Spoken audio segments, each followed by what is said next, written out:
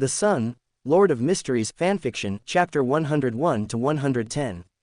Welcome to Fanfic Audiobook, your go-to place for immersive audiobooks. If you enjoy the content, don't forget to like the video and subscribe to our channel for more amazing stories. Chapter 101, Cursed Ones. Mount Etna, the tallest mountain in the southern continent, with its peak piercing the sliding clouds. It was dressed in evergreens down to its crowns of silvery white. The mountain has guarded the souls of this land for an immeasurable time. This was the paradise for the cursed ones. Cursed ones, they call them, rather discriminatory and yet befitting of the race.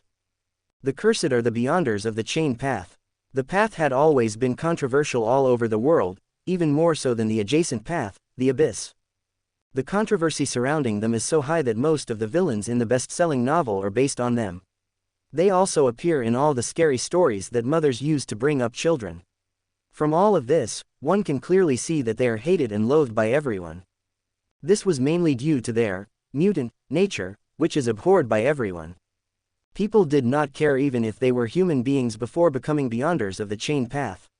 They were persecuted and abhorred regardless. Some children born on this pathway were even burned alive due to fear and disgust. Their discrimination and persecution reached a climax in the Third Era. Humanity has regained dominion over the planet under the banner of the ancient sun god. More importantly, they got their freedom from the non-human races. The Dark Era ended. However, it also left undeniable scars and trauma on everyone. The memories and history of that time have always haunted mankind. This has caused humanity to develop xenophobia towards non-human races. People are united in this, regardless of the extraordinary or the ordinary. All of this culminated to cause one of the bloodiest massacres in history. The mutant hunts. The entire mutant race was nearly wiped out in the hunt. Many were crucified and burned. Chaos ensued across the continent. The cursed blood dyed the lands in between. Crises of despair and hatred reverberated around the world, reaching the Creator. It was one of the darkest times in history for humans and mutants. The ugliness of humanity was shown to everyone. They have unwittingly become the same monsters they feared and loathed. The angels and archangels knew of the events at that time. However, they didn't stop it. Some even participated discreetly, releasing the hatred they had accumulated from that dark age. Ads by PubFuture. In the darkest times, fate always prefers someone to be the savior. That savior was Tolzana, who managed to ascend to become king of angels. He single-handedly retaliated against humans for the suffering of his race.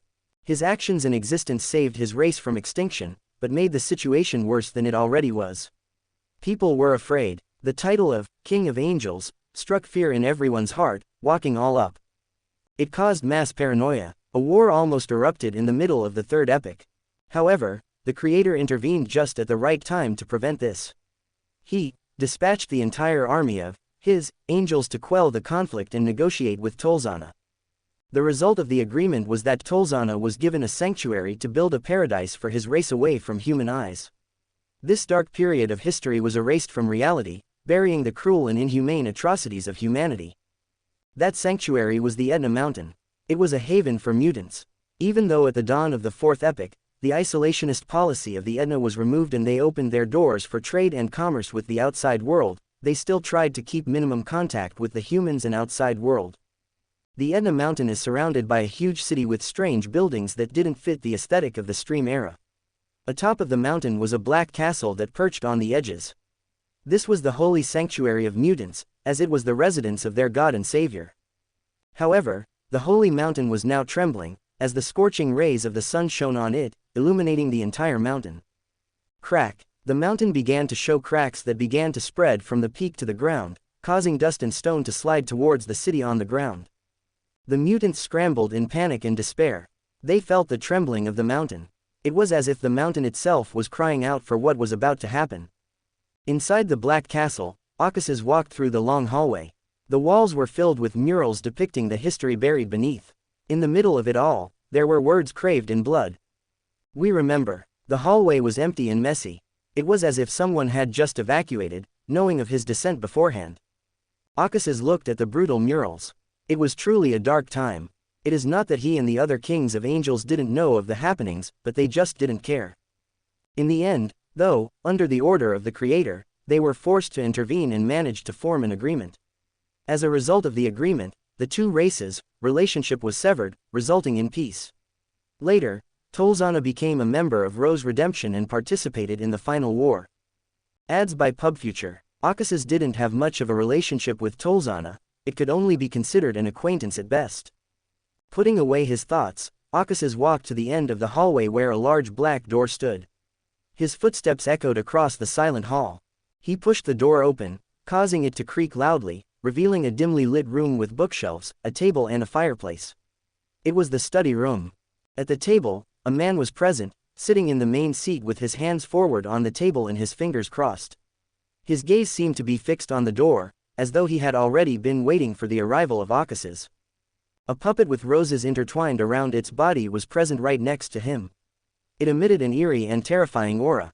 Akasis just gave the puppet a glance before focusing on the man, who was now looking at him with a calm expression.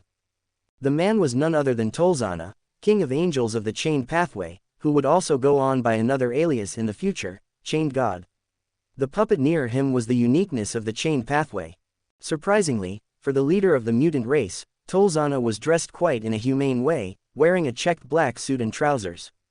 As if noticing the meaning in his eyes, Tolzana said, a calm smile forming on his lips. I just put it on, especially for this meeting with the most powerful human god. My mythical form would have been inconvenient. Don't you think so too, the great and merciful sun god? While walking into the room, Akasis smiled at his not-so-subtle sarcasm and sat in the opposite chair, facing Tolzana. November LBJNN. You seem to anticipate my arrival, he asked, ignoring the sarcasm, raising his brows and placing his hands on the table. Tolzana rose from his seat and made his way to the puppet on the table. He picked it up and said, though his gaze remained on the puppet. I actually didn't until a few hours ago. His voice was low as a whisper. It was her who told me. He pointed up, indicating the cosmos. She told me about your arrival. She told me about your purpose. She told me about your wickedness that lies beneath your so-called kindness. His voice became hoarse as he said every word, while his eyes flashed with hatred and despair. He suddenly paused and tried to stabilize his deteriorating condition. Go on, Akasis said, tilting his head. He asked curiously, as if he was very interested in details. He also didn't seem offended by Tolzana's words at all. Tolzana put the puppet on the table. His twisted expression loosened, his eyes became serene. He once again assumed a calm smile. She showed me the ugliness of human nature. It was darker and more twisted than anything that I had ever laid eyes upon. Ads by PubFuture. After making me realize all of this, she told me that I could save my kingdom from your divine punishment. She told me that I could even kill you and also take revenge for atrocities committed against us. All that was needed was for me to perform a ritual and embrace my desire for revenge. I should no longer be chained. What did you choose, Tolzana? Akasis said, his countenance still calm, despite the terrifying meaning hidden behind the words of Tolzana. What do you think I chose, the great and merciful sun god? Tolzana asked back, his eyes gleamed with madness, his lips rose to form a twisted smile. Akasis was silent for a moment. His eyes were observing the state of Tolzana. He was already on the verge of losing control, his mind and sanity were being consumed by madness and murmurs. It was only due to his sheer willpower that he managed to keep the last of himself stable for his final conversation. You didn't, he answered, you didn't fall for her bewitching. Even though I don't know much about you personally, I at least heard about your love and compassion for your own race. Tolzana broke down, quite literally. His mental and physical bodies were collapsing. The murmurs from the starry sky thundered ever so loudly in his mind, consuming his sanity. His body began to slowly wither, as white straps with roses appeared around him. They were like chains binding him. However, Tolzana ignored his condition, tears welling in his eyes, his hands trembling. I want my race to survive. I can't do that to them. I can't bring such a disaster on them, even if it means that I will die at your hands. Please, he begged, you can take my life. I don't care about that anymore. I want to ask for one last request. I request of you, the great and merciful sun god, that you grant a sanctuary to my race after my demise. Akasis stood up from his seat and walked towards him. He caught the collapsing Tolzana by his shoulders and lifted him up from his kneeling position. He could tell that Tolzana was at death's door. He also knew that Tolzana was forced into this situation due to his own actions. But, did he feel any guilt? No, not at all. This was a cruel and dark world. He had been through hell to get where he was. His journey of peril still hasn't ended. And, if he wanted to survive in the end, he needed to seize every opportunity to increase his odds. Many may loathe or hate him for his indifference. However, he didn't care. And, he's not going to change himself for anything or anyone. Get up, he said solemnly. I promise, Tolzana, I will provide your race with a sanctuary under my own name. In the future, a new god will ascend from your pathway. He will lead your race into prosperity. He will also slay her, and usurp the authority of desire from her, breaking the curse of your race. I promise this, Tolzana. Thank you, Tolzana whispered, his crumbling face forming a thin smile. Akasas let him go and nodded, while looking upwards at the ceiling. With his nod, the ceiling, walls, and castle faded away from the reality. The rays of the sun shone on the crumbling figure of Tolzana. In the rays, a phantom of a divine woman descended. Her descent caused a deep autumn scene with withering flowers, grass, and mushrooms across Etna Mountain. The phantom embraced Tolzana's crumbling figure, relieving him of his pain and suffering in the final moments of his life. The phantom also drained his life, dragging him down in an act of returning to the land, returning to the mother's embrace, peacefully. The smile on the face of Tolzana faded and his eyes lost their light. His body collapsed into ashes in the embrace of Mother, returning to the mountain of Edna in perpetuity. Chapter 102, Black. Akasas stood on the deck of a boat, leaning against the railing, his face aglow with the last orange rays before sun beckons the stars. He gazed upon the vast sea ahead, his lips bearing a semblance of a smile, just enough to show that he was enjoying the view. He was looking into the horizon, where the sky and sea were merging together. The color was almost black. The setting sun was in rich crimson color, almost as though it was dyed in blood. It looked as if the red sun was sinking into the water like a piece of live ember, and the heat made the air around the sun shimmer. The sky was almost dark and the first stars could be seen.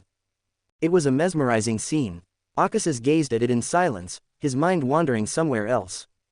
Akasas, a voice interrupted his reverie, but he felt happiness rather than displeasure, as the voice graced his ears. He turned and looked, letting his back lean on the pillar near the railing while crossing his legs and hands. There was a divine woman standing in front of him. Her otherworldly beauty was illuminated by the twilight. She was none other than Lilith. Surprisingly, she wore different attire than usual. She was clad in a sleeveless black gown embroidered with crimson lines. Her golden hair falls down to her hip, leaving the tips of her locks white. There was a symbol of moon in between her brows, gleaming in the twilight of the sun. Lilith noticed that Akasas suddenly went into a daze. She chuckled and went forward towards him. She flicked his forehead with a mischievous smile, adoring her lips. It snapped him out of his fake daze. It was an act, she knew it, but she didn't break it either. Gaining his attention, she asked, walking backward and clutching the side of her gown with both her hands. She lifted it up lightly. How is it? I decided to finally change it and try something new. She lied. Black has always been her favorite color. The attrite that she wore when she was the sanguine ancestor was always a mix of black and crimson. Ads by PubFuture. So, it couldn't be considered trying something new. It's just her slowly returning to her true self, only for Akasas alone. Black looks great on you, Akasas said, while walking towards her. He caught her hand, raised it to his lips, and kissed in between her fingers. You look amazing. Lilith smiled at his compliment, while trying her best to remain calm and composed despite the tinge of bliss coursing through her body from her fingers. She immediately took her hand from his hold. Akasas smirked at her action. He asked, folding his hands, I didn't expect to see you here. Do you miss me that much already? It's been only 2 days. As if, Lilith snorted, though her crimson eyes gave away the truth to Akasas. November LBJNN. She noticed this when she saw his widening grin. I just came here to check on you after what happened with Tolzana. She admitted, dodging her eyes away from him. Akasas had been too silent after the death of Tolzana. When she observed him through the astral world, it really started to bother her. Here, she continued, taking out a box out of nowhere. I made this. Akasas took the box with surprise plastered across his face. He opened the lid, greeted with an aroma mixed with various flavors splashing across his face. It is ramen. Miso ramen. Oh, Akasis said, his eyes sparkling at the ramen. I didn't know that Earth Mother could actually cook. Lilith pouted, it wasn't that hard to learn. Now, stop with the jokes and eat it. Akasis nodded, though his smile stretched a tad. Ads by PubFuture. Come on, let's sit. They made their way to the chairs on the deck and sat down, facing the setting sun. That's beautiful, Lilith thought, gazing at the mythical scene on the sea. Suddenly, her attention was drawn when a cup of black coffee was brought to her face. What? Akasis said, noticing her sudden silence. You didn't think I would forget, did you? He sounded aggrieved. No, Lilith said, her heart filled with emotions. It's not that. She paused, as if lost for words. Then, she continued with a forced smile, almost immediately. Thank you. Akasis saw a flash of pain and sadness in her eyes as she took the black coffee from him, which caused him to sigh, but he didn't press on this. They both began to eat and drink in the silence of twilight. Lilith was afraid. She was afraid of how things were going on between them. They were walking on thin ice. Even though they tried their best to ignore their responsibilities and troubles while meeting each other, she knew that they couldn't go on like this. As for what made her afraid, it was the future. Her concealment cannot be broken. She knew what kind of horrible consequences would happen if her concealment was broken hastily. It will destroy all the plans of Ammonizes and her opportunity to retrieve the uniqueness of the moon pathway from Ammonizes. It would lead to war. A war in which she would be forced to stand against the one she loves. Just thinking about that possibility tormented her heart and soul. She needed to find a way. No, she will find a way to deal with their situation. Ammonizes, Lilith thought, her dimmed eyes regaining their brilliance. She was drinking black coffee while her thoughts were wandering. Ads by PubFuture. She was still not completely sure how Ammonizes would react, even if she had known Ammonizes for thousands of years. She can only hope. Pushing her thoughts aside, Lilith focused on Akasis, who had already finished the ramen. How is it? She asked. Akasis answered with his actions. He gave a chef's kiss. A warm smile formed on the lips of Lilith. She looked at him in the illumination of the twilight. She didn't want this to end at all. She wished they could be like this forever. Suppressing her surreal emotions, Lilith continued, her eyes filled with concern. Are you okay, Akasis? I am fine, Akasis said, shaking his head. The death of Tolzana just got me thinking about a lot, our world and lives in general. You don't need to worry though. He continued with a bright smile. I often go through this emotional stuff. I will get over on my own. Akasis, Lilith sighed, seeing his act. She can clearly see that he is totally sulking in his own depressing emotions. Come on, she said, grabbing his hand and standing up. Where? Akasis asked, putting away the glass and box in a different space. There is still half a day before we reach the northern continent. She said briskly, I think we shouldn't waste it sulking. There is a party going on in the cabin with games and much other stuff. She was speaking while pulling him into the cabin, while Akasis just followed her, shaking his head. Finally, the sun set into the ocean, heralding the advent of night. The entire ship was in a festive mood as the couple danced under the sky. Meanwhile, in the spiritual world, Ammonizes floated, dressed in a layered black gown. Her beautiful face was covered in a black veil. Her mere presence calmed the chaos in the spiritual world. However, her beautiful face behind the veil suddenly frowned, and her heart was troubled. Chapter 103, The Choice of Ammonizes. Spirit World. Ammonizes was holding a wisp of ethereal darkness in her left index finger. She also held the crimson moon in her other hand, which was aligned right above the wisp of darkness. The crimson moon was illusory, allowing her to see through the celestial body and gaze into the wisp of darkness. She was using all of her authority to peer through the mysterious wisp in her hand. The wisp was also coded in her authority, restricting it from acting on the surroundings. Time ticked on. Ammonizes stayed unmoving in her place, her gaze still fixed on the wisp. Suddenly, her eyes shimmered before her gaze became deep and piercing into the wisp through the crimson moon. Boom! The wisp exploded. A surge of darkness erupted from it, like a tsunami devouring reality itself in its path. Rumble! A part of the spiritual world rumbled under the aura. However, it quickly calmed down under the quick action of Ammonizes. Ammonizes closed her eyes as dark blood began to pour down from them. Ignoring this, she immediately took a cup embedded with the dark gems. At the same time, she raised one of her hands, holding the crimson moon high up, letting the moon fly from her hold. The crimson moon began to expand while shedding its moonlight on the surging darkness. The crimson moonlight materialized in the form of a veil. It began to intercept and cover the surging dark tsunami within it. Ads by PubFuture. Amonizes floated away from the darkness. She raised her cup in her hand and willed the crimson moonlight. The dark tsunami trashed against the veil, causing it to dim and become illusory, as though it might disappear at any moment. But, under the control of Amonizes, it managed to remain stable. The veil completely enclosed the darkness. It began to shrink and move towards the cup held by Amonizes. When it reached right above the opening of the cup, it was the size of a pebble. Amonizes' hands trembled, as beads of sweat fell down from her face. Ignoring the seething pain, she took out a lid and pressed it on the opening of the dark cup with the pebble in it, effectively sealing it. Amonizes let out a weak sigh, her figure bleak, as though all her strength had been drained for the seal. She looked at the cup with a grim expression. Finally, she looked up and around one last time before returning to her kingdom. In tenebrous heaven, after 10 minutes, Amonizes laid in her bed. Her eyes closed and her hands went over her forehead. She had taken off the veil that was covering her face.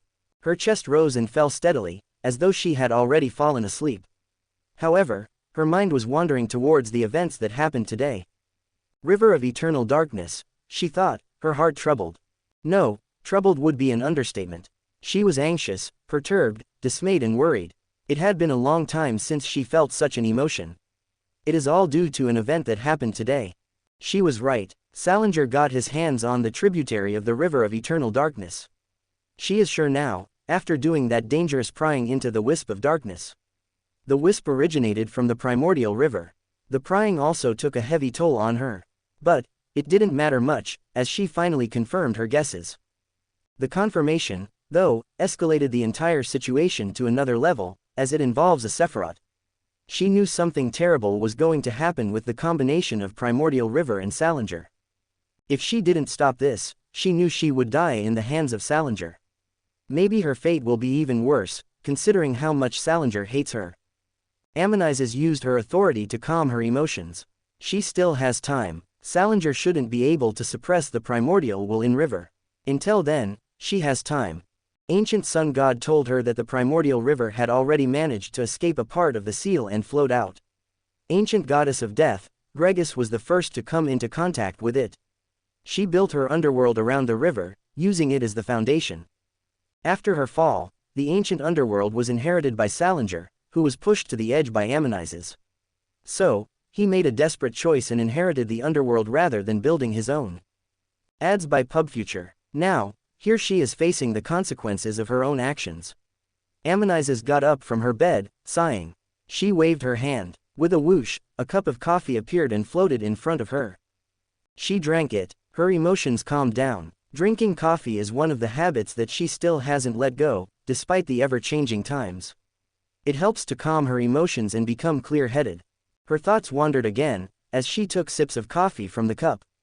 To deal with Salinger, she needs allies. She alone is not enough to bring down Salinger. Allies are not what she lacks. Leodoro and Harabergen would surely join her side if she revealed a bit about the grave situation. She frowned at that thought. Her frown deepened more as an image of a man flashed through her mind, as she thought about allies. Occuses. The image depicts Occuses. Amonizes purses her lips, thinking about him. To be honest, she felt complex whenever she thinks about Occuses. Occuses was an enigma to her. However, he wasn't always like that to her. She and Occuses go way back. They meet in the Second Epoch, during the Dark Era. Occuses was the first to follow Ancient Sun God. He was also the first angel under Ancient Sun God. N-O-V-E-L-B-J-N.C. Om. She met Occuses when he had just become an angel. Her first impression of him was too narcissistic and arrogant for his good. From his look at that time, she knew that he also didn't like her at all.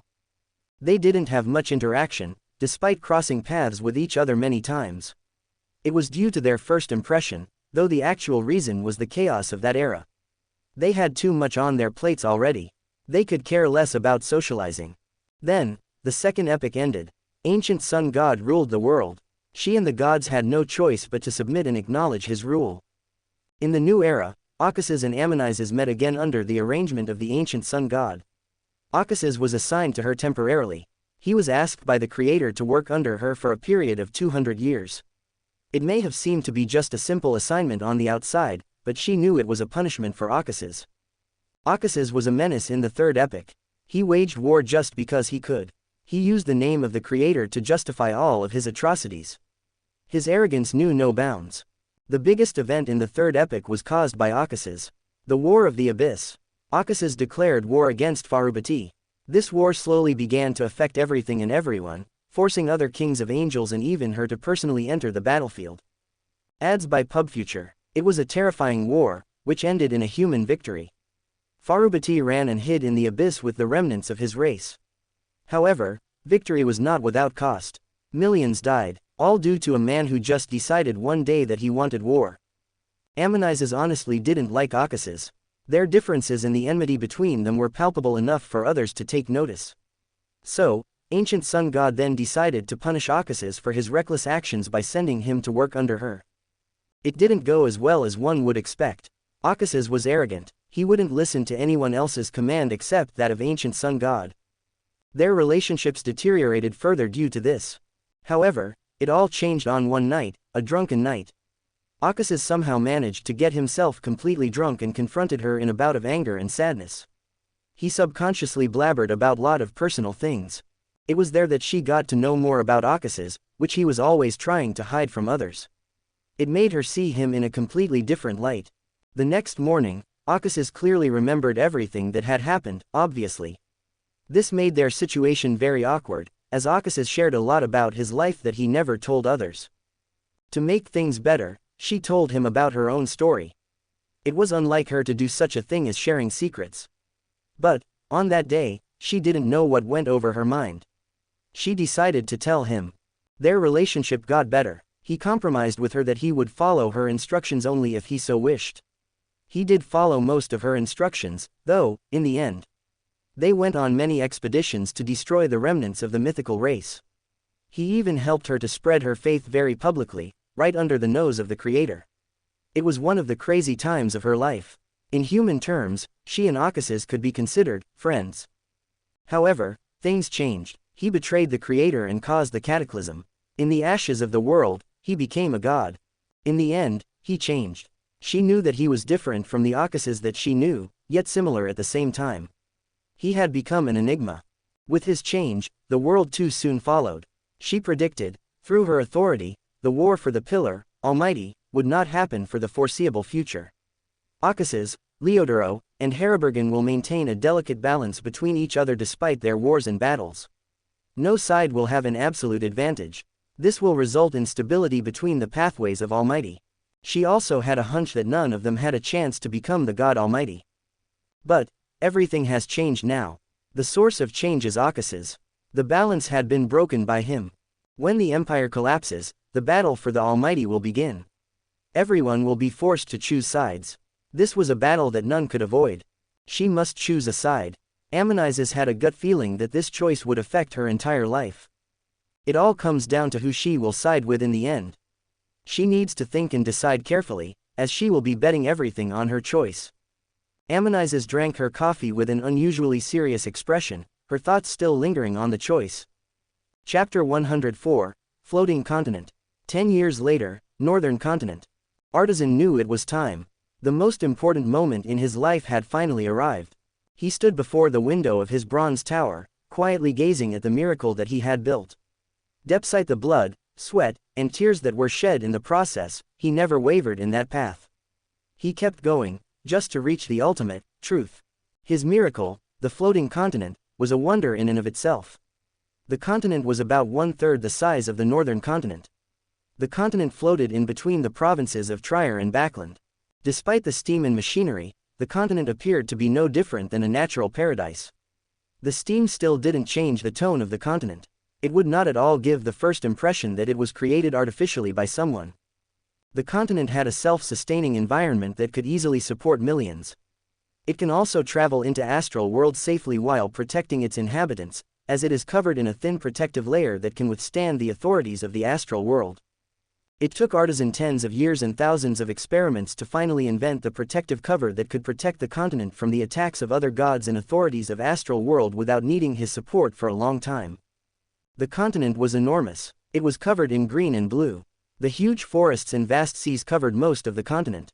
It was vibrant, teeming with life. In the middle of it all was a city. It was a strange city, even by the standards of the new era. There were towering skyscrapers. There were huge airships coursing through the air, going and returning from different parts of continent. Suddenly, a steam train whizzed through the skyscrapers. There were no rails in its path, indicating that the train was floating in the air while traveling. The advent of the train also rattled the windows of skyscrapers. It looked as though it might break at any moment. However, the families that lived in the skyscrapers were still eating their breakfast leisurely, not caring about the condition of the window at all. The architecture of the skyscrapers was heavily steampunk. It seemed made of metal and gears, with bridges connecting various skyscrapers together. People could be seen walking towards their daily work through this bridge. There were also floating structures in the clouds, which were mostly towers reserved for esteemed researchers and innovators. In the middle of this utopian city was a towering cathedral. The cathedral's entrance was adorned with the emblem of the god of steam and machinery. It was depicted in a solid triangle filled with symbols of steam, gears, and levers. Ads by PubFuture. The entrance was packed with people who were entering with pious eyes. Their eyes even became zealous and frenzied at the sight of the sacred emblem. The cathedral shimmered in brass light, holding immense power within it. It was the heart of the city, no, civilization. This was civilization in and of itself. It was a miracle. Even the gods themselves cannot deny this fact. Gong. The holy bell in the spire of the cathedral rang, echoing throughout the floating continent, signifying the beginning of the apotheosis ritual. Artisan gazed out from his tower, filled with a plethora of emotions, at his miraculous continent. "Let's begin," he said, with anticipation. He made his voice heard across the world. Sequence 0 Paragon. The apotheosis ritual for Paragon is to construct a miracle of civilization that should be far ahead of the current era and drink the potion for advancement under the reveal of this said miracle to the world. Northern continent. The United Empire was filled with jubilation. Crowds began to gather in public areas across the empire. They are gathering to witness the miracle of a god. The cities of Backland, Fanepotter, Street, Milan, and Trier were packed with people who came from across the empire to get a chance to witness the miracle up close. In the city square of Backland, people packed together around a curtain that shimmered in the light of the sun. Diana, Lucas, and Blaze walked into the square through the arched entrance, looking around. "Where did the Lord say we should gather?" Lucas asked with doubt. "A bench at the edge of the square," Blaze answered, while letting his marionettes search through the crowds. "He told us to gather there." Ads by PubFuture. "Which edge?" Lucas asked, pointing at the four edges of the square. "I am trying to find out, Lucas," Blaze said, glaring. "Give me some time." "Calm down, Lucas," Diana smiled. "Nothing is going to happen to me. You don't have to be so concerned over this." Lucas snorted at that. However, his tense expression relaxed with her reassuring words. Diana chuckled, her heart warming. She knew that the idiot was so concerned about her, which resulted in him getting all worked up. This was all due to the apotheosis of Artisan. The influence of Artisan was also growing exponentially day by day, making Lucas worry even more. The religion of the god of steam and machinery was now the second largest in the United Empire. On the 7th year after the formation of the empire, it was recognized by the Golden Order and became orthodox. Since then, the influence of Artisan has begun to skyrocket. The inventions and revolution that followed were all rolled out in the name of Artisan. He wasn't anonymous at all. This resulted in the entire new era being dedicated to Artisan. It was named the Era of Steam in his honor. This will all result in Artisan becoming one of the strongest gods immediately after his ascension. This fact is what should have made Lucas so worried. To be honest, Diana was afraid and nervous, despite her previous confidence. She was going to face Artisan, her idol, in the future. If she wants to win, she must surpass him in every possible way. This is what stumbled her. She was really not sure whether she could achieve that in the end. To surpass her idol. "You will do it," Lucas said, as if noticing her self-doubt and inner struggle. "You will surpass him, I believe you will do it." Diana sighed, hearing his reassuring words and feeling the weight of expectation on her shoulders. "I needed to hear that, Lucas." Diana smiled, her tone low, almost a whisper. "Thank you. Anything for my love," Lucas said with a quirky smile. But he didn't press on this subject, and asked about the big news. How did the royal court let Angel of Time get off that easily? They were standing near the arch, while Blaze was searching for their lord with closed eyes. Amen. Diana grumbled while rubbing her brows. Amen literally switched the facts, making the truth the falsehood. He just got away like that. Honestly, I wasn't surprised. After all, Amen is known as the god of deceit and trickery. Those titles aren't there for nothing. However, I made sure that his nickname, Blasphemer, was known to all. It made him pretty infamous around th. Ads by PubFuture. I found them, Blaze interrupted, opening his eyes and looking at them. Let's go, Diana said, hearing him. The ritual is about to start soon. I will tell you the rest afterwards, Lucas. She continued, to which Lucas gave a patient nod. Then, they made their way into the crowds, going towards the left edge of the city square. Them, Diana finally asked, while pushing through the crowd. Is the Lord not alone? Blaze's expression became subtle. There is Earth Mother as well. Earth Mother, Lucas repeated, with an upturned eyebrow. He lowered his voice and looked around twice before whispering, do you think our Lord and Earth Mother? Lucas, Diana pressed her hand over his mouth, glaring at him. Don't pry into the affairs of God. Our Lord may be benevolent and partial to us, but we can't say the same about Earth Mother.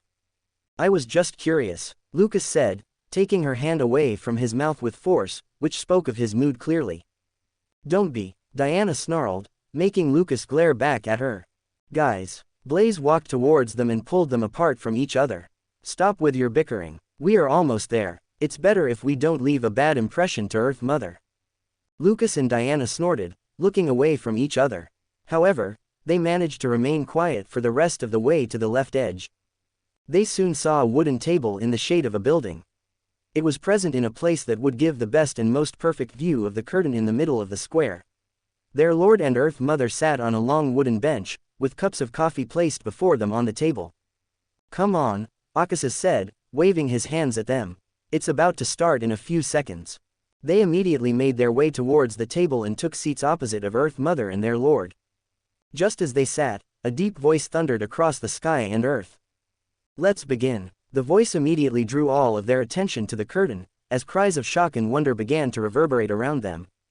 Chapter 105, Apotheosis. Let's begin, Artisan said deeply, his voice resounding across the world. Start the engines. The entire floating continent rumbled lightly, as huge mechanical doors under the continent began to open, revealing humongous thrusters. In the machine control, Cardinals hurriedly gave everything a final check. The engine condition, the situation of the protective layer, the defense mechanism, the radar, so on. After the confirmation, they looked at the red button in the middle of the machine control in unison. Finally, a woman clad in silver robes walked out of the group while emanating a terrifying aura, which told of her sequence, Angel. She went near the button. With a deep breath, she slammed it with her palm, using all her power. The entire machine room lit up with illusory and colorless light. Boom! The thrusters under the continent ignited with illusory light. The thrusters trembled heavily before emitting a gargantuan amount of energy with force and power to make star destroyers look like firecrackers. Rumble! The continent, which had been unmoving for a millennia, finally began to ascend under the propulsion brought by the thrusters. Artisan sat solemnly on a bronze throne in the tallest tower of the floating continent, overlooking and checking the entire process. He tapped the armrest of the throne after noticing the success of the first stage. With his action, the material rules around the continent began to change and shift. The space surrounding the continent has also started to shimmer. The entire floating continent was in a different space, adjacent to the reality of Earth. Artisan created the entire dimensional space using his authority over the material rules. He can manipulate space to some extent, as he has deduced a way to achieve that, using his authority and knowledge over material laws. But now the dimensional space has begun to collapse under the action of Artisan, revealing the continent to the world. Ads by PubFuture. With a chug of space, the floating continent appeared in the sky of the northern continent. It was visible around the world without any obstruction. The miracle of civilization dawned on the world with the hymn of the holy bells resounding across the world. Great God of steam and machinery, you are the embodiment of essence. You are the protector of craftsmen. You are the brilliance of technology. Your name will be sacred in the annals of history. You led us through the crises of war and disaster. You gave us the sacred knowledge. You led civilization into the new era. You gave us a life of stability and order. May your kingdom bless our souls. So, we shall be reborn as your servants in your divine kingdom. You are the paragon of our civilization. Under the divine miracle, prayers began to echo around various cities in the world. The believers shed tears from their pious eyes as they gazed at the miracle of civilization. Great God of steam and machinery, you are the embodiment of essence. You are the protector of craftsmen. You are the brilliance of technology. Your name will be sacred in the annals of history. You led us through the crises of war and disaster. You gave us the sacred knowledge. You led civilization into the new era. You gave us a life of stability and order.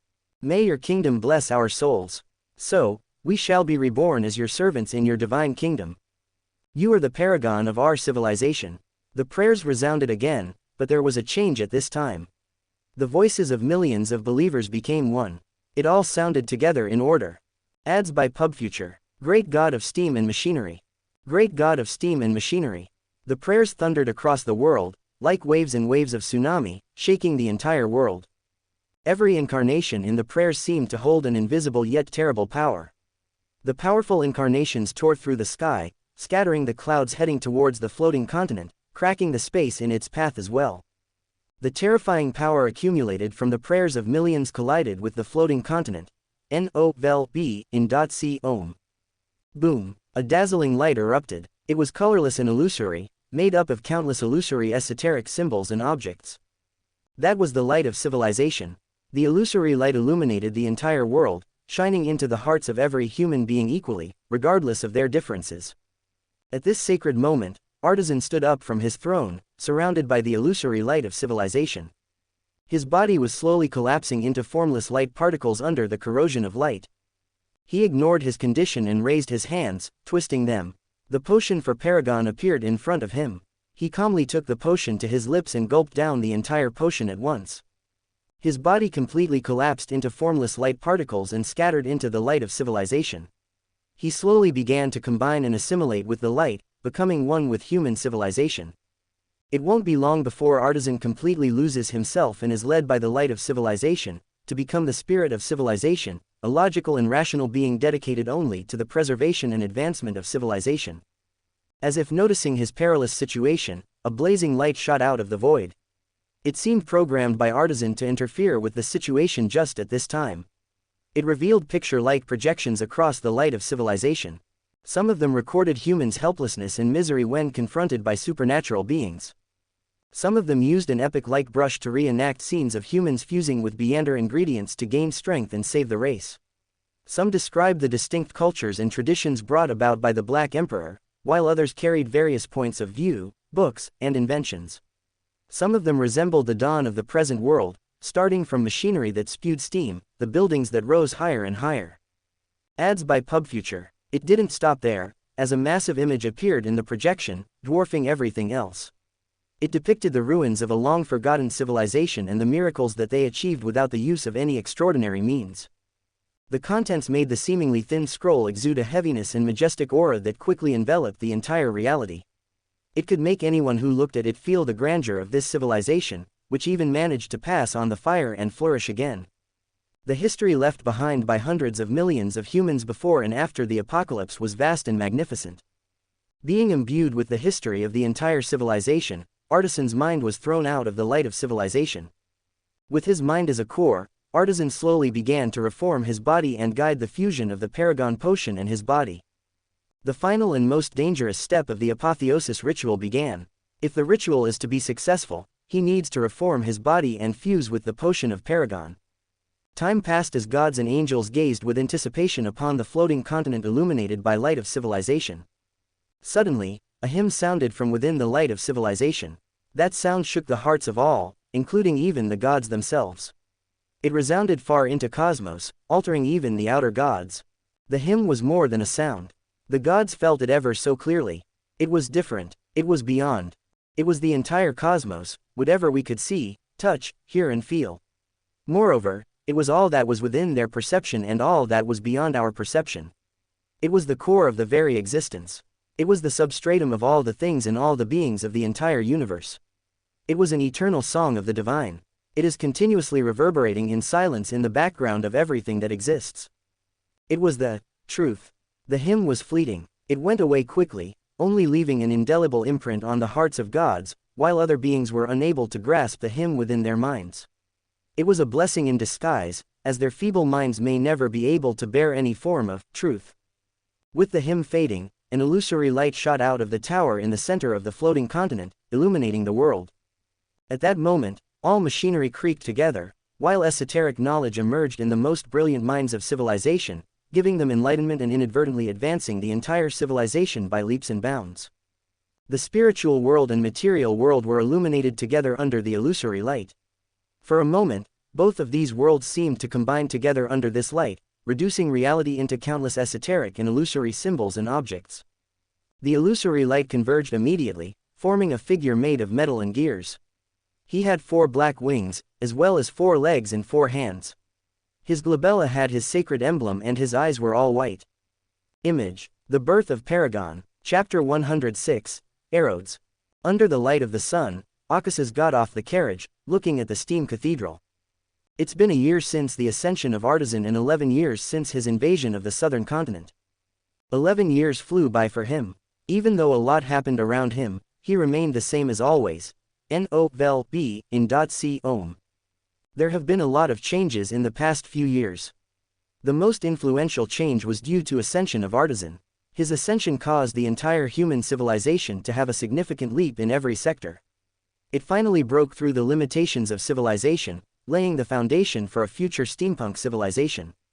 There have been inventions being made almost every day, making the lives of citizens easier and more comfortable. A major advancement in steam engines completely reformed the entire travel industry, which reduced the minimum travel time between major cities from days to hours. It accelerated urbanization even more. The revolution was not only limited to the industrial sector, many others were also affected. The most major one was the art revolution, or as it goes by another major name, the Renaissance. The Renaissance began due to the revolutionary change brought by a single artist. That artist was given the title of Father of the Renaissance, as an honor. The artist was none other than Apollo. The Renaissance was sparked by his painting, Lady of Silver Moon, which depicted the Queen of the United Empire, Sylvia Abraham, and his song, House of Memories. Apollo's art and music didn't get that popular at first, but the situation changed when the Church of Eternal Blazing Sun announced that Apollo was the blessed of the sun god. It was said that the sun god personally sent a divine oracle to inform his church. As one could already expect, the unique art of Apollo was blown up with popularity and acclamations, as the status of blessed was made public. Thus, resulting in the Renaissance. Achas's eyes twitched as he thought of his other identity. This was not his plan at all. It was Diana and Lucas. They were behind the entire Renaissance. He just told them to use his other identity, Apollo, when displaying his paintings. However, they ended up causing such a ruckus by using the identity of Apollo. He wasn't angry at them for this, as their intentions were to help him from the start, even though they didn't get his approval or instructions beforehand. Ads by PubFuture. Overall, the Renaissance benefited him greatly. He got numerous anchors through his identity of Apollo, so much so, he was actually considering whether to add the title, God of Music and Art, to his honorific name. However, this was just a passing thought in his mind. His attention nowadays was always fixed on preparing for the upcoming war, the situation of his angels, and Lilith. Diana almost digested half of her potions. It may take another half a century to completely digest it. Meanwhile, she has already started forming her own organization. She took control of the remnants of the Mosaic ascetic order. With them as the foundation, she started developing her organization. This origination was recognized as orthodox by his Golden Order, not long after its formation.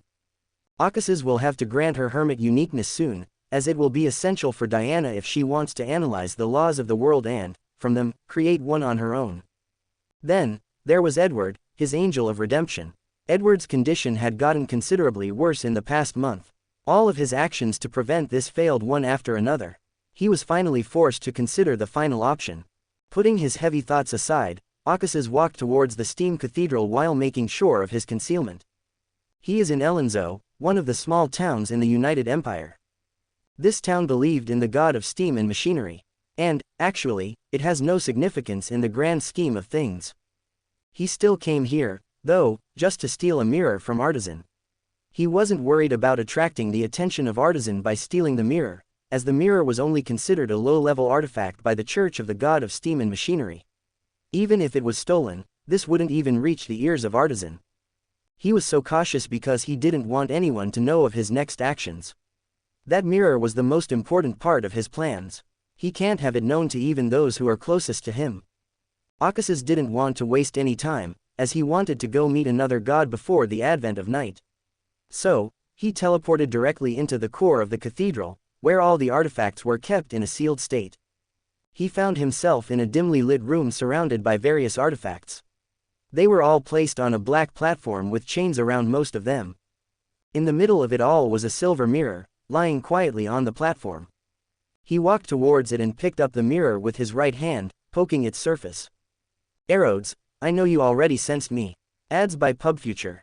"So, don't try to hide or act anymore, otherwise I will throw you into the sun." Akasis threatened, seeing no response from it. The silver mirror trembled, as if it was afraid. On its surface, clear words begin to take space. "Oh, the great and merciful Sun God, forgive me for my previous impudence. You can ask me any question, great Sun God." Akas's mouth twitched as he read that. He somehow felt as if it was looking at him like a dog whimpering for forgiveness. "Any?" he asked, with raised brows.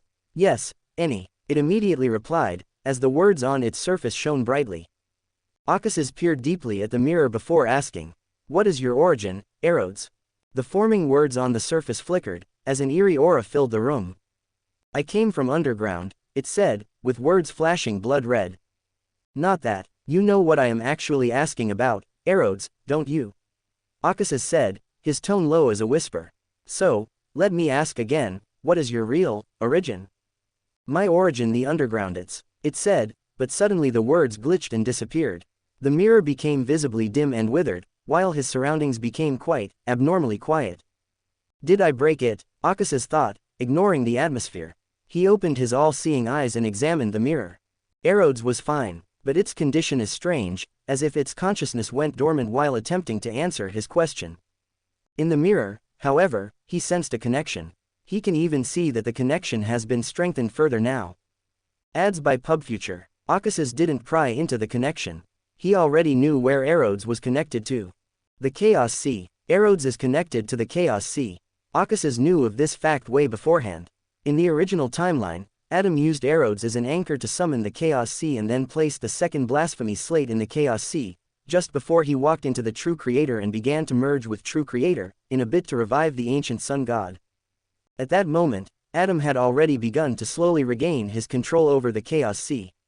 So, when the ancient Sun God finally revives, he will have complete control over the Chaos Sea. It was a perfect and flawless plan. Coming back, Akasis was now holding the same mirror that had access to the Chaos Sea. Attaining such an important artifact, which will ensure that he will not completely lose to Adam outright, should have made him feel at least exhilarated, but his eyes told a completely different tale. He was hesitant. He was hesitant enough to consider the mirror, despite it being the most important and key part of his plan, as this would be his doorkey to the Chaos Sea. But, its origins. Akasis deeply suspects that the mirror was made by God Almighty, himself. His hand holding the mirror trembled with that thought. It was a far-fetched guess. He knew that, but the striking hints and actions of Erodes in the original story, though. Akasis took a breath to suppress his restless emotions. He looked at the mirror in his hands silently, as his hesitant eyes became firm. He cannot let go of this opportunity, despite the dangers that may lie ahead of him by making this choice. He wants to win in the end. It isn't going to be easy, as he needs to give all it takes to even have a sliver of chance against the Creator and the Almighty. He finally sighed, putting away the mirror in his kingdom. He added, "Fix the mirror," to his long list of agendas. Akasis disappeared from the Steam Cathedral, teleporting himself to the Amantha Mountains. On the highest peak of Amantha Mountain, Akasis stood, looking at a towering and illusory black door. Ammonizes. Chapter 107, Deal. Rumble. The illusory door materialized, emanating a divine aura. It slowly opened, as the sunlight in the sky dimmed, heralding the arrival of night much sooner. Ignoring the changes in the sky, Akasis strode into the door of the divine kingdom. Boom. Upon his entrance, the doors immediately closed and became illusory, before completely disappearing from view.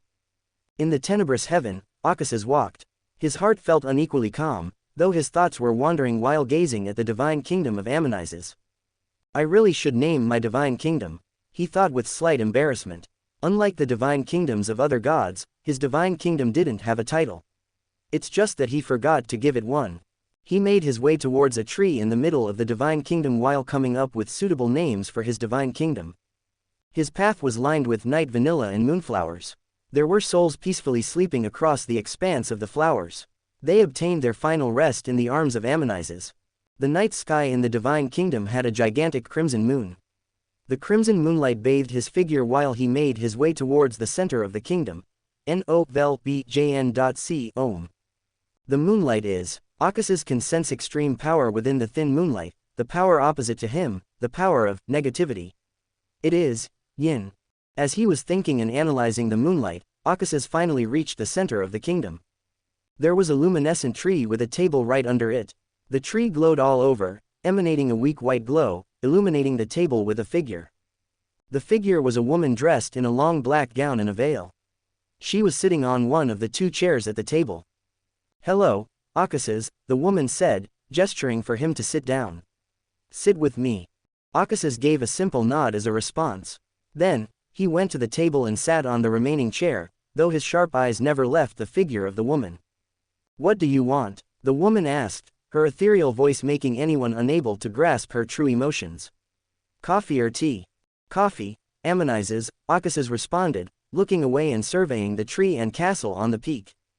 Ammonizes waved her hand, and a flash of crimson moonlight swept across the table. It then disappeared as fast as it came, leaving behind a cup of steaming coffee. "Here," she handed it to him. "It will calm your heart and mind. You need it, as you look quite troubled." Akasis glared at her before taking the coffee and sipping it. His heart felt peace under the tranquility brought by the coffee. Ads by PubFuture. "I must say," he said, looking at her, "if you ever decide to become a therapist, you will make Adam run for his money." "You are overpraising me, Akasis." Ammonizes smiled, a smile visible through her gauze. She continued, "Now, why have you come to visit me?" "I need your help," Akasis said bluntly without bothering to go around the issue. Ammonizes didn't seem surprised. "What help do you need?" Akasis stayed silent for a moment. He was contemplating the entire situation once again. "The price," he mused. "What the hell will she ask of me for this?" "I need you to put my angel to sleep," he said, breaking the silence. "Eternal sleep." Ammonizes nodded, seemingly not bothering to ask for further details about his angel. After seeing her agreement, Akasis immediately asked in a low voice. "What is the price, Ammonizes?" "Price," Ammonizes whispered, the darkness thickening around her. "I will ask for it in the future, when destiny finally converges and the great change begins." She paused, the atmosphere around them becoming eerie by the moment. "You understand right, Akasis." They glared at each other, invisible sparks erupting from their confrontation. "Come on," Akasis said, dispersing the heavy atmosphere. "We need to go to my kingdom." "I don't like this deal at all," he thought, while extending his hand to her. Ammonizes caught his hand. Then, she and Akasis teleported away in a flash of light that illuminated the entire divine kingdom, driving away the darkness for a fleeting moment. In his divine kingdom, Akasis and Ammonizes appeared inside his white castle. They were standing in front of a white door that was bound by numerous silver chains, each coursing with the power of the sun and knowledge. Such a powerful restraint. Ammonizes walked forward and examined the chains. The chains had numerous authorities within them: knowledge, order, sun, disorder, and mainly restraint. It was all combined, complementing and suppressing each other, with the goal of supporting the authority of restrain. The authority of restrain should be from the chain pathway. The silver chains are also too intricate. She can pry into the basic structure, but she still had no idea how Akasis managed to accomplish something complex as this. Ads by PubFuture. She is even sure that the silver chains are powerful enough to bind a god and suppress their authority. It was such a killer weapon right here in the hands of Akasis. "It's a pity," Ammonizes finally thought, feeling pity over these chains. The chains were already on the verge of breaking apart, as the power of desire kept assaulting the chains. It will soon become scarp, and the authorities within it will dissipate. Akasis walked towards the door and pressed his hand against it. Boom! With his actions, the silver chains shimmered, before separating from the door and falling onto the floor, shaking the entire castle. Then, the door opened, revealing a long and narrow corridor. "Let's go," he said, his face stoic. "My angel is inside, bound by the golden chains." Ammonizes nodded. She followed him into the corridor, while surveying everything. She can see numerous law symbols and objects embedded in the walls on both sides. The very fabric of reality in this specific place was woven with numerous rules upon each other, strengthening reality to an unimaginable level. The rules were suppressing mystery and enhancing reality, in a bid to stop the power of desire. How much time did he spend on this? She marveled, all just for an angel. Ammonizes felt complex as that thought passed through her mind. "We are here," Akasis said, interrupting her thoughts and making her look forward. There was a wide area in front of her, with two pitch-white pillars in the center. There was a man bound in the middle of the pillars by golden, shimmering chains. Ammonizes felt actual danger from those golden chains. "Those chains are much stronger." Suppressing her feelings, she asked frowningly, "Is it still not enough?" "No," Akasis said, shaking his head. "It is still not enough. It was only delaying the inevitable." Ammonizes' frown deepened at that. She was truly feeling the might of an outer god. Even such powerful and divine chains cannot contend with the great old ones. She knew the perilous situation of this angel under Akasis. It wasn't a secret. A lot of gods came to know of the situation naturally after Akasis' invasion of the southern continent. In light of this, she even suspects that Akasis deliberately released this information. As for his purpose, even she couldn't guess. "I can help," she deliberated. "However, I am not sure my authority will be enough to save him." "Just do it," Akasis smiled, though it wasn't one of happiness. "It's still better than nothing." Ammonizes nodded. The chains rustled as the man who was bound by them lifted his lowered head, revealing his condition to her. The man, Edward, angel of redemption, had lost much of his youthful semblance, reducing him to a state of near death. His skin was wrinkled, resembling the bark of a tree. There were also numerous tree branches growing out of his very skin all over his body. His eyes were closed, as blood seeped through his cheek, burning it. "My lord," he groaned, his voice hoarse and painful. "Is that you?" Ads by PubFuture. "Yes, Edward," Akasis responded in a low voice, "it's me." "My lord," Edward Said, while grabbing the chain that bound him, "kill me. Kill me," he screamed, rattling the chains and shaking the pillars.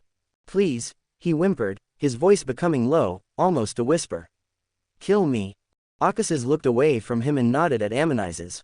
Ammonizes walked towards Edward. She immediately felt a malicious gaze from the starry sky. Ignoring it, she pointed her finger at Edward's forehead.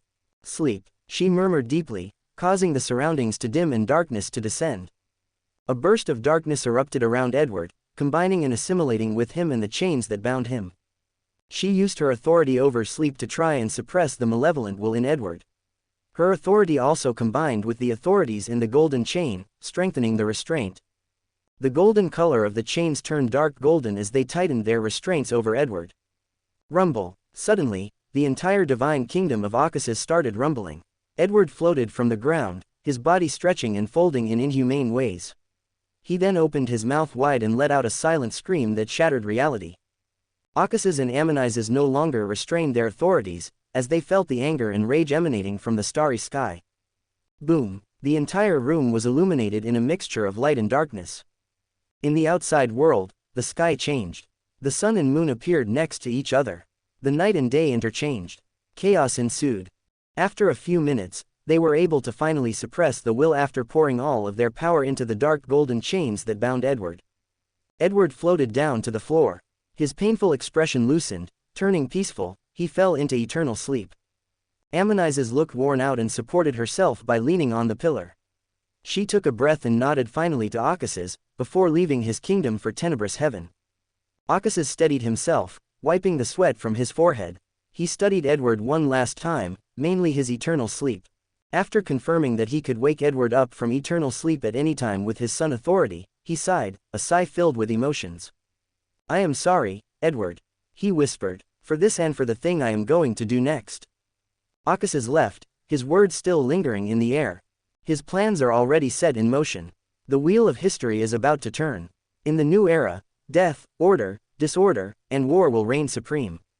Chapter 108. Time. Time is deceptive. It gives off an impression that it was with one but passes away without one's knowledge. 100 years. A century has passed. Trunsoest looked back at the past while getting himself ready for a meeting. Though the world around him was ever changing, he still remained the same. A man who desires order above all else.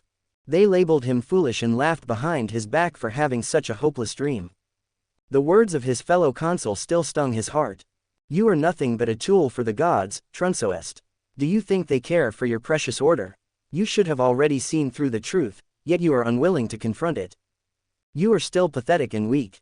Nothing seemed to have changed at all, Trunsoest. You are still a coward as you were back then. Trunsoest looked at himself in the mirror, his mind still reverberating with the words of his fellow consul. He was still as a statue, his brass eyes fixed on his reflection. Let me help. A voice sounded behind him. His brass eyes softened as the voices faded away from his mind. He turned back, assuming a bright smile. A hand was placed on his collar, helping him tie the bow tie. Trunsoest looked at his love, Aurnia, who was so focused on his tie. His bright smile broadened a tad, as he let her help him.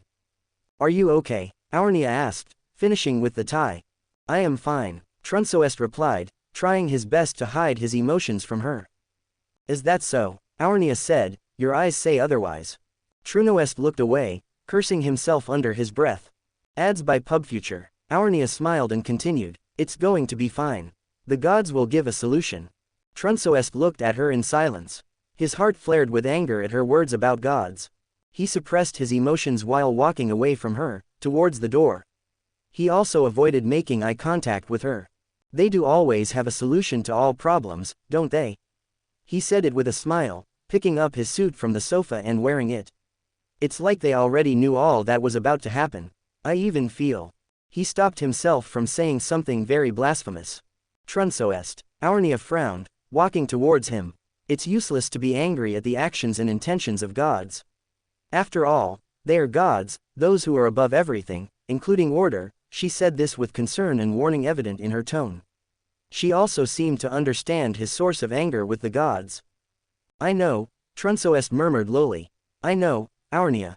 But, he drawled, his eyes filled with pain, as he gazed at his city and empire through the strained glass window. Aurnia held his hand, as if noticing his pain. She grabbed his hand tightly with her warm hand. Trunsoest continued, looking at her. The empire is about to fall. Aurnia said, placing her other hand on his cheek and gazing deeply into his golden eyes. My love, you have always known that.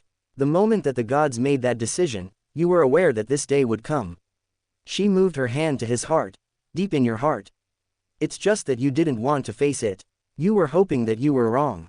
You were aiming to make all of this work, despite knowing it was futile from the beginning. Her words directly stung his heart. Trunsoest looked up, covering his face. He walked away from her, not wanting her to see him in his vulnerable state. It's okay. Aurnia hugged him from behind, whispering in his ear. It's okay. Trunsoest looked down. His face was covered in shadows, making Aurnia hard to grasp his emotions. She waited, though, not letting him get out of her embrace. He finally whimpered. Am I a coward, Aurnia? Yes, Aurnia replied, walking in front of him, her voice solemn. Yes, you are a coward, love. It took you almost a century to gather enough courage to propose to me. She chuckled, showing off the diamond ring on her finger. I almost lost my patience. I wanted to propose myself, rather than wait any longer. Her words made Trunsoest feel a roller coaster of emotions in seconds, leaving him still as a statue, his gaze fixed on Aurnia. Ads by PubFuture. So, yes, you can be a coward in some ways. She continued with a smile. Yet, you are also the most bravest person I have ever seen. Trunsoest, even when you knew it was futile, you tried to keep the empire stable and better. Even if you know that the whole world will stand against you for trying to pursue your dream in the future, you will still walk on the same path regardless. You are far stronger than. Her words were cut off as Trunsoest pulled her close to him, kissing her on the lips under the light of the sun. His glowing eyes told of his intense happiness. The intense kiss went on until Aurnia thumped his chest with her hand, causing him to groan and let go of her, their lips separating. You are going to be late, she smiled, dusting away non-existent dust from his suit. The gods always expect punctuality. Trunsoest gathered himself, his eyes becoming clear and firm. He exhaled a sigh, as if expelling all his negative and depressing thoughts. You are accompanying me, he said, taking hold of her hand. But, Aurnia hesitated. The gods, at least until before the meeting, Trunsoest immediately said. Aurnia nodded, causing him to smile. Let's go, he finally said, walking towards the door with her. They walked through the long corridor and reached the foyer. Trunsoest opened the door, greeted by the enthusiastic cheers of citizens and flashes of light from the cameras.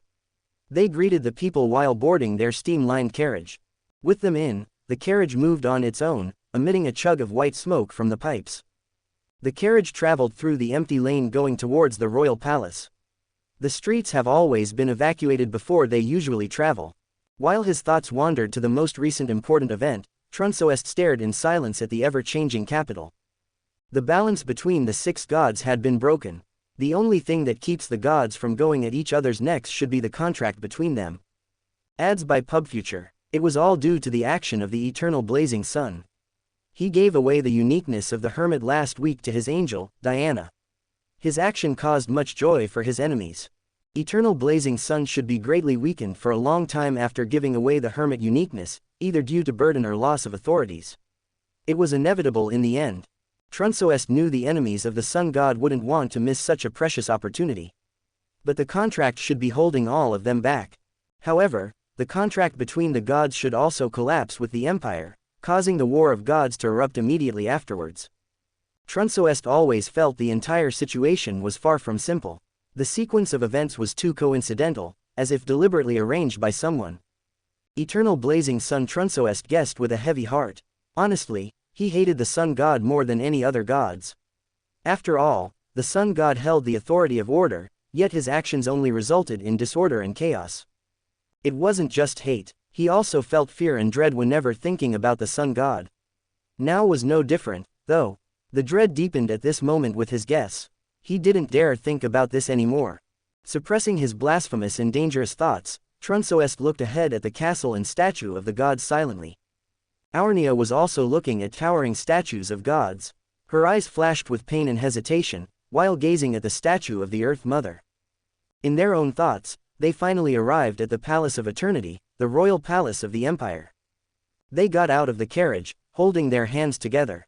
Then, they entered the castle under the salute of Beyonders around the castle. After a few minutes, Trunsoest and Aurnia arrived in front of the massive black door. Rumble. The door opened, sensing their arrival. Aurnia nodded, her encouraging eyes gazing at him. She then let go of his hand. Trunsoest walked into the doorway while taking a last look at his love. He finally turned to the front and took a breather to calm his restless emotions. He checked himself, as well as the time on his pocket watch. Boom. The door closed after he entered. Trunsoest walked to the statues of the 7 gods at the end of the large room. God of Steam and Machinery was recognized as an orthodox god by all the 6 gods. Thus, his status was elevated to the same level as that of the 6 gods after his ascension. When he finally stood before them, numerous divine wills descended on this room. November LBJNN. The eyes of statues lit up. Chapter 109, Disappearance. Trunsoest looked at the 7 gods. The gods who were above all, including order. He fared far better under their divine aura than the last time he met them. Under the divine pressure, he stabilized himself while letting his order share the pressure with him. He had already become Hand of Order during the first 5 years of the Empire.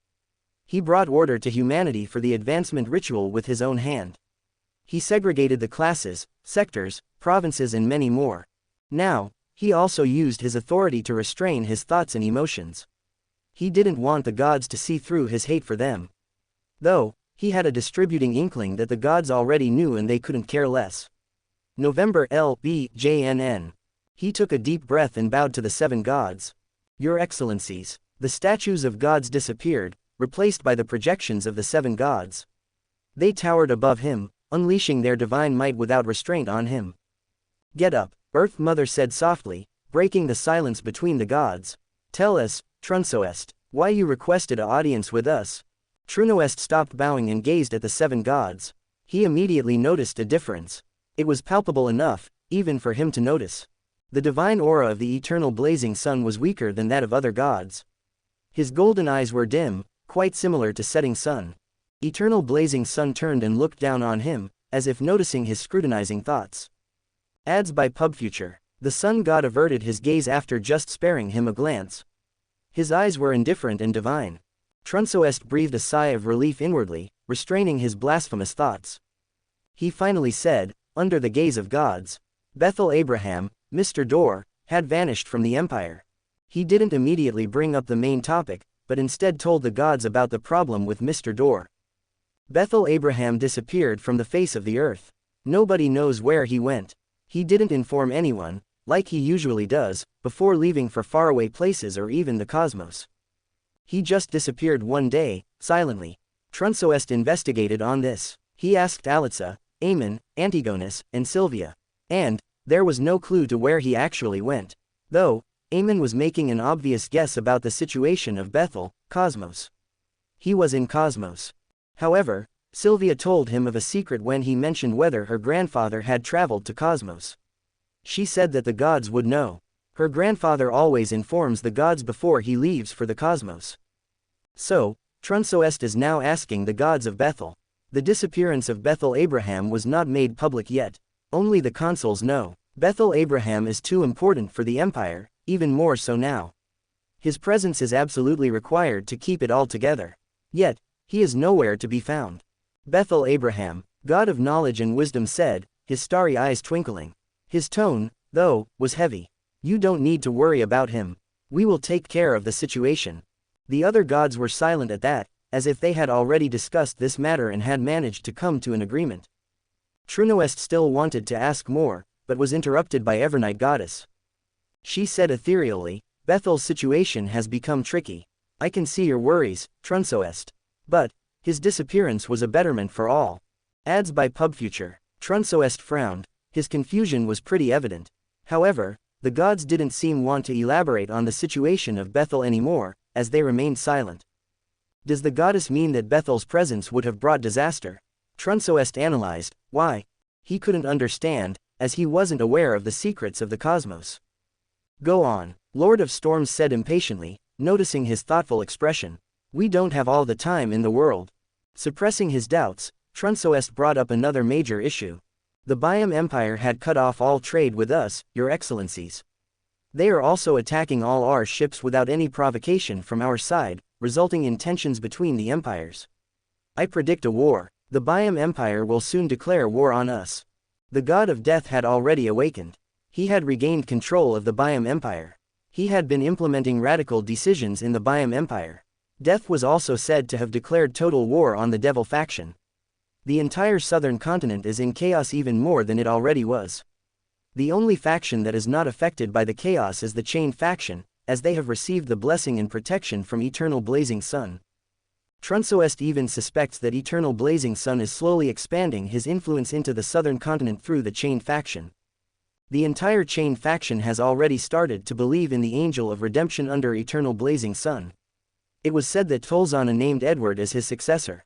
Everyone believed it without a shadow of a doubt or question, because there was a detailed and ancient record that Edward was related to Tolzana, but got separated from him during the chaos of Third Epoch. As for Tolzana, he was said to have gone into indefinite seclusion. Trunsoest can only sigh at the might of the Eternal Blazing Sun, who is altering history and reality to his whim. Even he wouldn't have sensed this change, if not for being an archangel. Salinger, Lord of Storms, snorted, his figure flickering with sparks of lightning. He will be the least of our worries in the coming chaos. I don't know if you are pretending or truly ignorant, Leodoro, god of combat, retorted, his orange eye behind the helmet gleaming in twilight. Salinger's situation is strange. We all know it. He managed to suppress Farubati and even sever the connection with the Abyss. Even after all of this, do you still think that he is no threat? There should be a limit to one's arrogance. Watch your mouth, Badial. Lord of Storms glared at God of Combat, his voice shaking the entire royal palace. Adds by PubFuture. Trunsoest can even hear the rattling of thunder and rumbling of the land, while having hard time resisting the tyrannical aura of Lord of Storms. This is no time for us to fight, Earth Mother said in a soothing voice, trying to dispel the heavy atmosphere. Over such small things. However, she failed. Trunsoest only felt the tyrannical aura increase by the moment. It was like a tsunami crashing down on him, ripping him apart. A waning light also filled his vision. He found it difficult to even think further. He was desperately using his authority to resist the might of the gods, despite knowing it was futile. His blurry vision saw two towering figures standing up from their thrones, while other towering figures remained unmoved, as if they didn't care at all. Enough. A calm yet powerful voice sounded, bringing peace and tranquility with it. Trunsoest felt the aura of tranquility cover him. His injuries healed in an instant, bringing him back to his peak state without any sequelae. He deeply felt the power of the gods at this moment. He stood up from the kneeling position, stabilizing himself. Even though he anticipated the cracks between the gods, seeing it himself made him realize how much worse the situation really is. His hands were clenched tightly, as he remembered the sense of powerlessness he felt facing the might of gods. However, his attention was soon drawn to the ethereal voice of the goddess. "There is no point in arguing like this," Evernight goddess said. "Even though we have our differences, if push comes to shove, we should unite to deal with the coming calamity." Lord of Storms snorted and retracted his aura, taking his seat. God of Combat also returned to his seat. The tension between the gods dissipated with just the words of Goddess of Night. The other gods remained silent, as if agreeing with the Evernight goddess. Eternal Blazing Sun and God of Steam and Machinery didn't speak or express their opinions from the beginning of the meeting. Their expressions were indifferent. "Okay, now," Evernight goddess looked down, focusing on him. "Let's get to the main topic, shall we, Trunsoest?" Trunsoest nodded, taking a deep breath. He finally said, "The Black Emperor is about to resurrect." Chapter 110, Decision. "Your Excellencies, the Black Emperor is about to resurrect," Trunsoest said, his voice solemn. "If there is no problem, he will resurrect by the end of the year. It would most likely cause a convergence. The uniqueness and characteristics will return to him at the moment of his resurrection. His Majesty, Black Emperor. The one he betrayed." Trunsoest felt complex looking back at the past. So much has changed. Deep inside, he still questioned himself whether the choice he had made was correct or wrong. The doubts only deepened when he realized the very gods he worked under were disruptors of the order. They never wanted order or stability, nor did they care about the lives of the citizens. Despite his blasphemous thoughts, Trunsoest knew, as his love said, there was no point in getting angry at gods. At that moment, a deep sense of powerlessness filled his heart, making him feel empty. Suppressing his feelings, Trunsoest continued. Alitsa felt the spiritual imprint of Black Emperor in him awaken recently. Aemon and Antigonus both tried to suppress it. However, they ultimately failed. After this, Aemon concluded that the Black Emperor is about to resurrect. Trunsoest didn't expect the revival of His Majesty. The news came out of nowhere. He felt pretty complex over the entire situation, as he didn't know how to face his former lord, whom he had betrayed. Just thinking about him made him feel troubled. His Majesty's resurrection also exacerbated his skepticism on gods. He knew the Black Emperor could revive through the mausoleums or if the order they established was still present. However, Eternal Blazing Sun had already erased the twisted order of the Black Emperor. The only way His Majesty could be resurrected now is through the mausoleums, which the gods should have destroyed knowing that. Yet, we know. A deep voice thundered. It struck his mind and heart like a sledgehammer, again and again. You have 2 free spins to get 1.05 lakh bonus. You have 2 free spins to get 1.05 lakh bonus. Paramatch. Ads by PubFuture. Trunsoest looked up at the Eternal Blazing Sun, who was the one who spoke, confirming all of his doubts and speculations. It would be an understatement to say he was angry at this moment. His heart was burning with rage. Why? He really wanted to yell at them. He didn't understand. He didn't understand their intentions at all. His raging emotions nearly broke through his restraint, which would have most likely caused him to do something very stupid enough to anger the gods. It took all of his willpower to suppress his raging emotions while taking a breather on the outside. Oh, Eternal Blazing Sun raised his brows, his tone amused. You seem to be holding a lot back in your heart, Trunsoest. It will not do any good to you in the long run if you keep holding back and suppressing it. I am all ears, if you want to share it. No, I am fine, Your Excellency. Trunsoest said, his voice trembling. However, his thoughts completely told a different story. They didn't care at all. Alitsa was right, I am nothing more than a puppet to them. He didn't even care to restrain his thoughts anymore.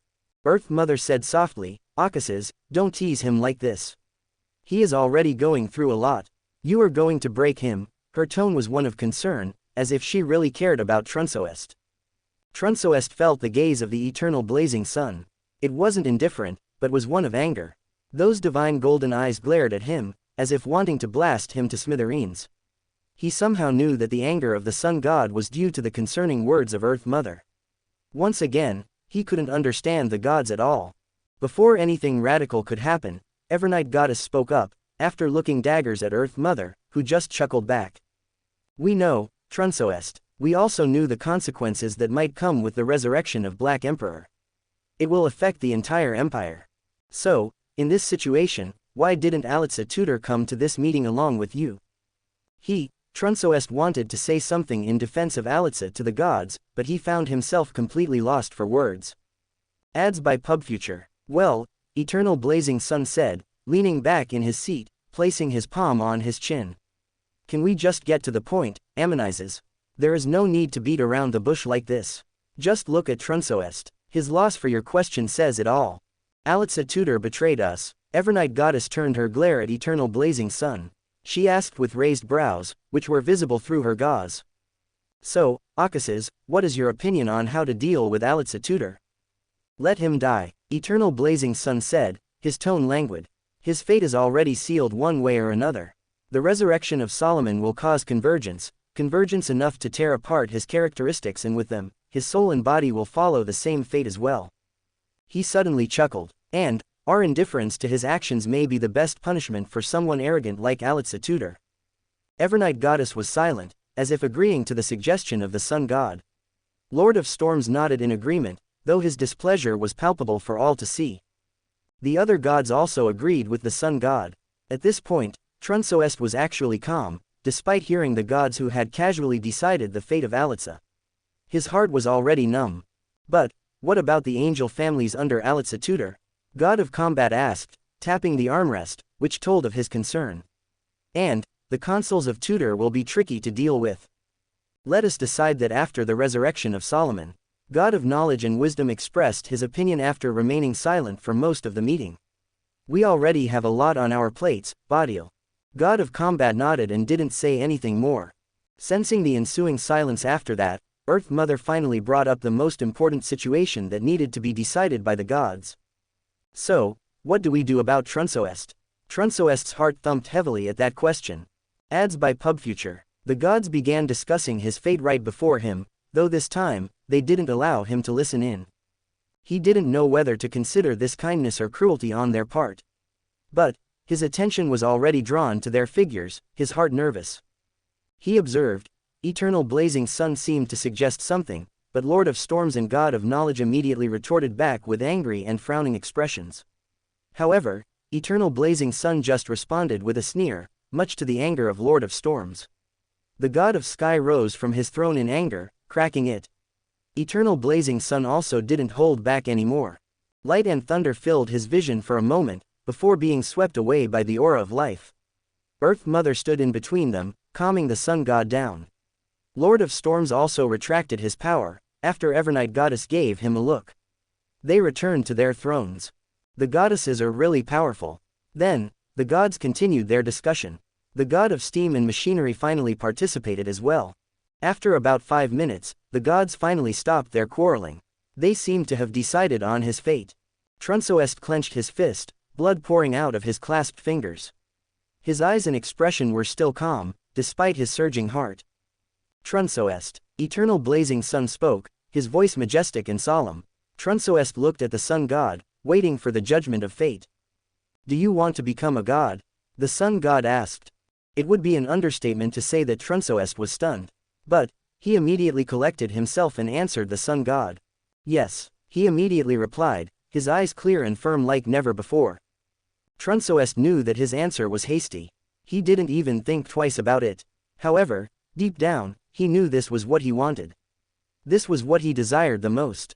November LBJNN. That decided it. Eternal Blazing Sun smiled, looking at the other gods. He finally stood up from his seat, with other gods as well. Come to my kingdom when you are finally ready, Trunsoest. His words lingered in the air, as the projection of Eternal Blazing Sun collapsed into light particles. The other gods also left after sparing him a scrutinizing glance, ending the meeting of gods. Trunsoest was left all alone in a daze. His mind was still thundering with the last words of eternal blazing sun.